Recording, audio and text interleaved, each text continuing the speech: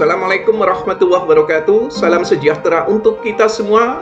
Selamat berjumpa kembali di channel Natagama Televisi, saluran televisi pembelajaran. Pada video kita kali ini, kita akan membahas seri ke-1 dari KD 5 kelas 11 SMA, yaitu tentang kebijakan moneter dan kebijakan fiskal. Nah, pada video seri ke-1 ini, kita hanya akan membahas tentang kebijakan moneter. Saya ingatkan kembali, bagi yang belum subscribe, silakan subscribe terlebih dahulu, karena itu mudah bagi Anda, tetapi sangat berarti bagi kami. Dan bagi yang sudah subscribe, jangan lupa aktifkan loncengnya, agar nanti Anda mendapatkan notifikasi dari kami. Terima kasih. Mari kita simak materinya.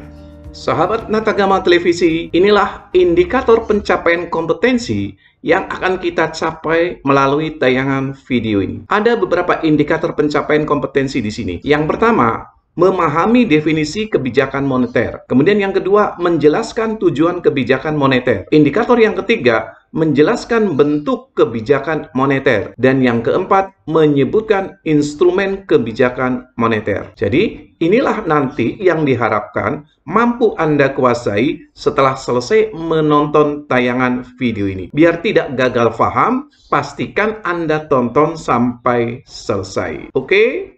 Nah, sebelum kita masuk nih ke indikator pencapaian kompetensi, kita simak dulu terlebih dahulu pendahuluan. Ada beberapa kebijakan ekonomi. Ada yang disebut sebagai kebijakan moneter yang pelakunya oleh bank sentral, dan ada kebijakan fiskal yang pelakunya oleh pemerintah. Nah, kemudian di sini ada beberapa instrumennya. Alat yang bisa kita pergunakan, misalnya politik pasar terbuka, politik cadangan kas minimal, politik diskonto, moral suasion. Kemudian pada kebijakan fiskal, bisa menggunakan instrumennya adalah APBN. Nah, kedua kebijakan ini akan kita pergunakan untuk mengatasi berbagai permasalahan ekonomi atau target-target ekonomi tertentu. Nah, video ini hanya akan membahas tentang kebijakan moneter. Mengenai kebijakan fiskal, nanti akan kita lakukan pembahasannya pada video seri berikutnya. Oke, sekarang kita akan masuk nih ke indikator pencapaian kompetensi yang pertama,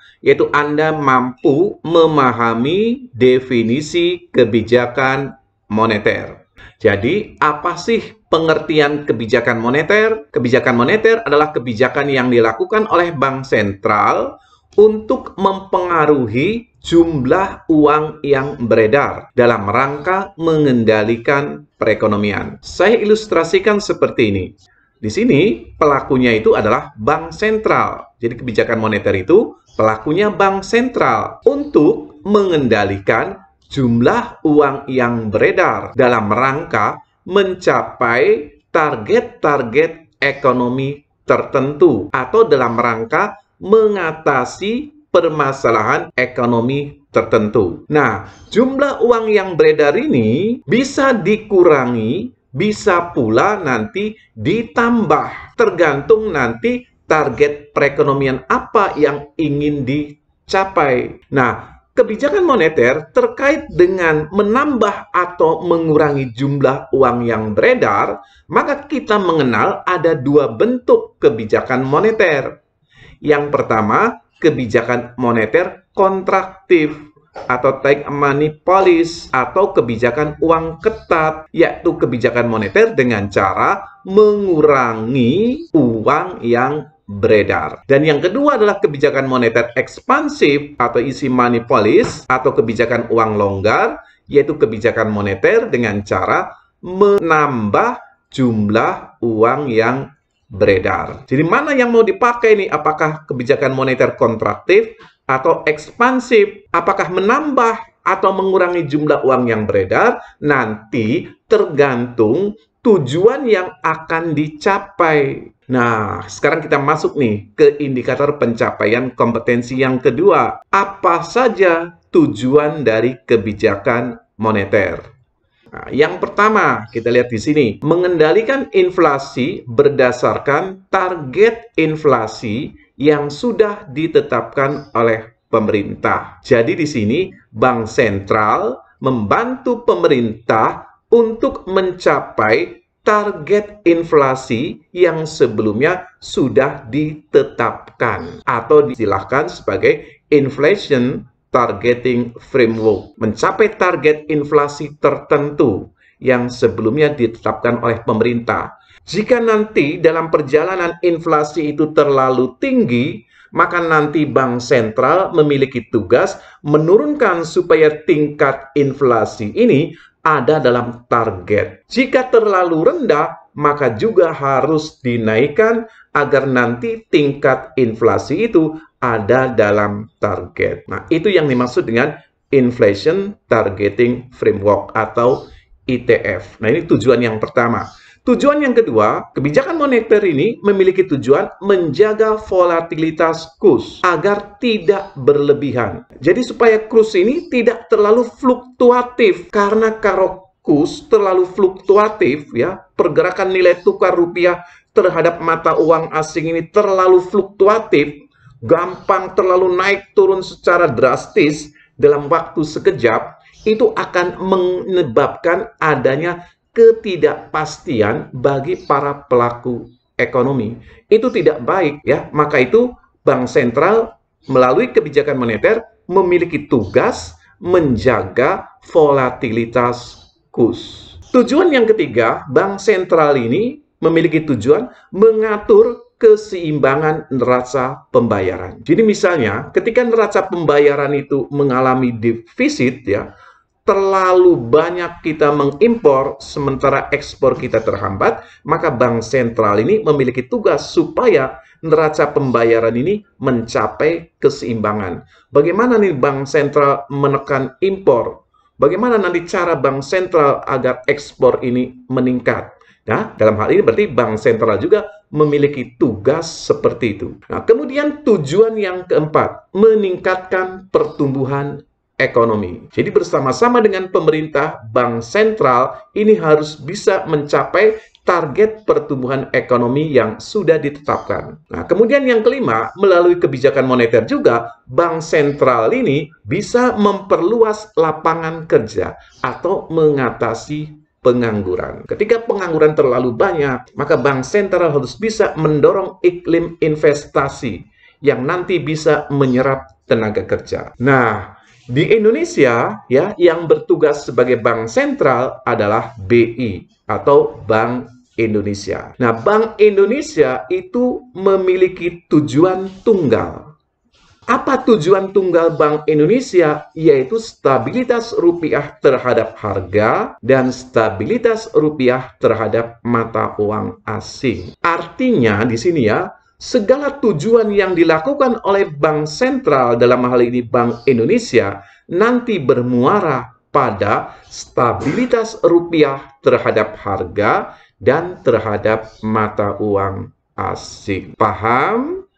Mari kita lanjutkan. Oke, sekarang kita masuk nih ke tujuan indikator pencapaian kompetensi yang ketiga, yaitu Anda mampu memahami bentuk-bentuk kebijakan moneter. Dalam slide sebelumnya tadi sempat sekilas kita bahas tentang bentuk kebijakan moneter. Nah, apa saja sih bentuk kebijakan moneter itu? Yang pertama, kebijakan moneter yang sifatnya kontraktif, yaitu dilakukan dengan cara mengurangi jumlah uang yang beredar. Nah, Bank Sentral dengan instrumen moneter yang dia miliki itu dapat mengurangi jumlah uang yang beredar. Nah, kebijakan moneter yang kontraktif ini misalnya ditujukan untuk mengatasi inflasi yang diakibatkan oleh jumlah uang beredar berlebih. Artinya nanti ketika terjadi inflasi yang diakibatkan oleh jumlah uang beredar terlalu banyak, maka Bank Sentral dengan menggunakan kebijakan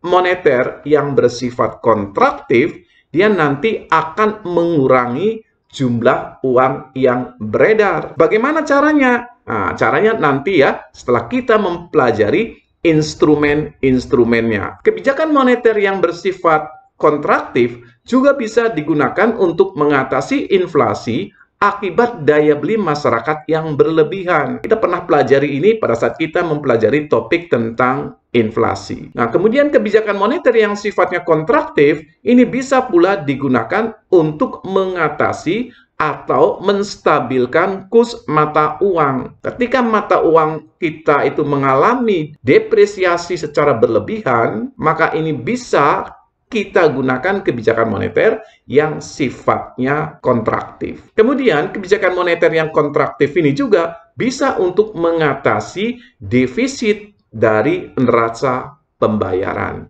Seperti yang tadi sudah saya jelaskan dalam slide sebelumnya, kebijakan moneter ini bisa pula ditujukan untuk menyeimbangkan neraca pembayaran.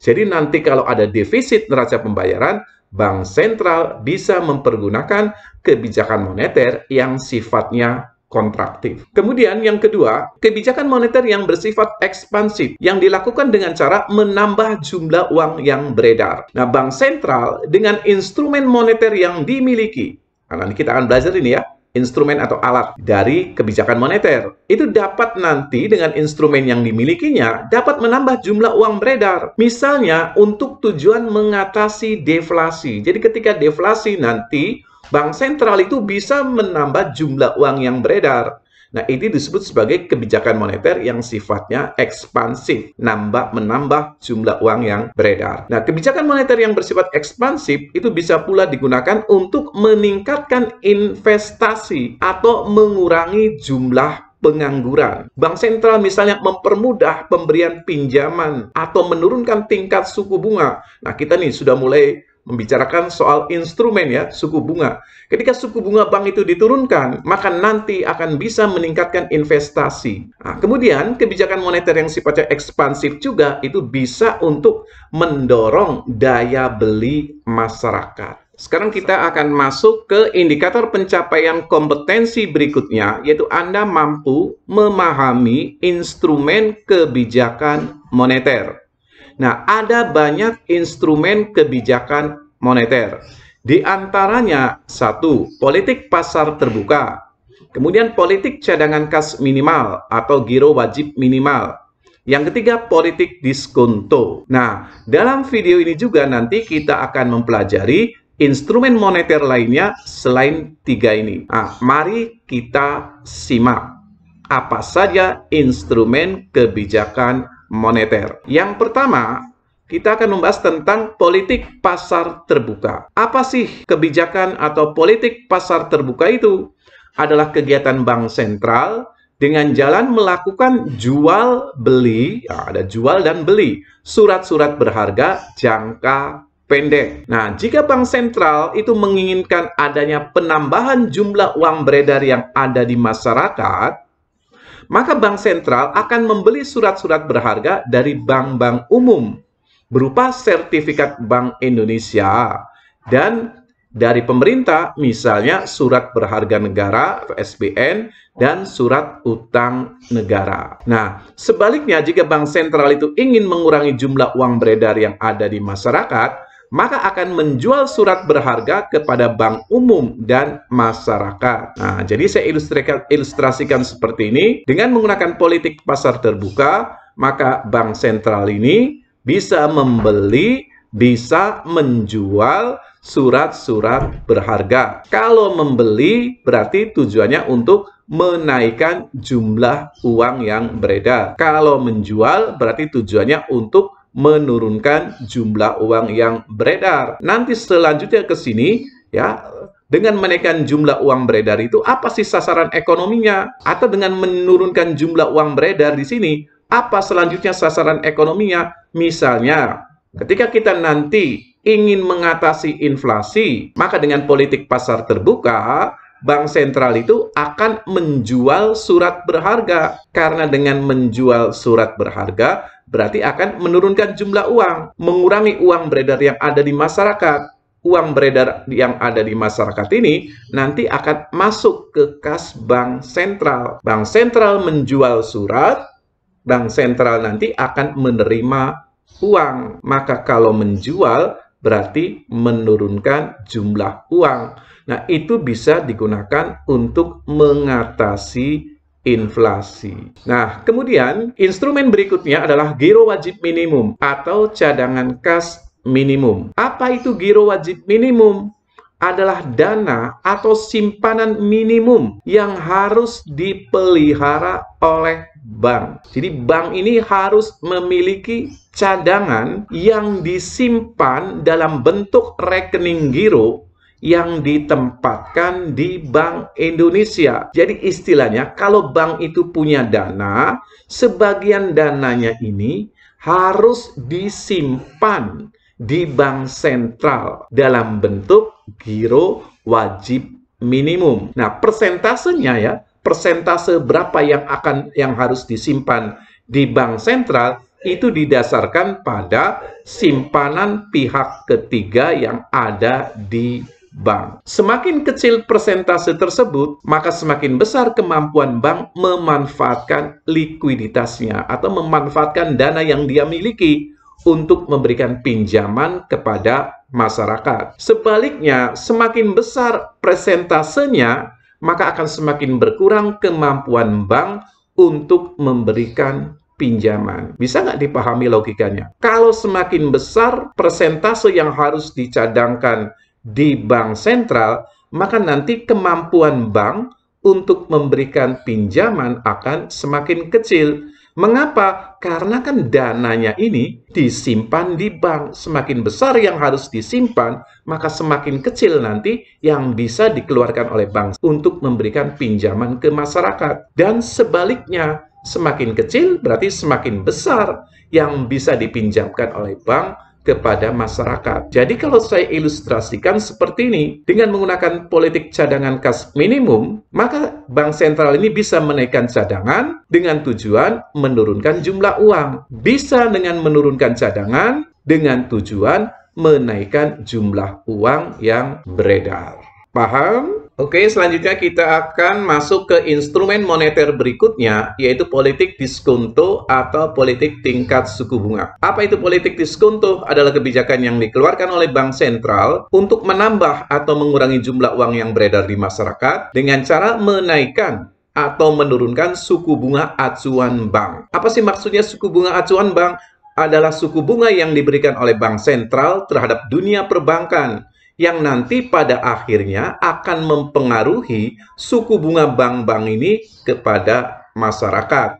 Nah, sejak tahun 2016, suku bunga acuan di Indonesia itu dikenal dengan istilah BI 7-day reverse repo rate. Nah, jika bank sentral nanti ingin mengurangi jumlah uang beredar, maka bank sentral akan menaikkan suku bunga. Sebaliknya, jika bank sentral ingin menambah jumlah uang yang beredar, maka bank sentral akan menurunkan tingkat suku bunga. Atau saya ilustrasikan seperti ini.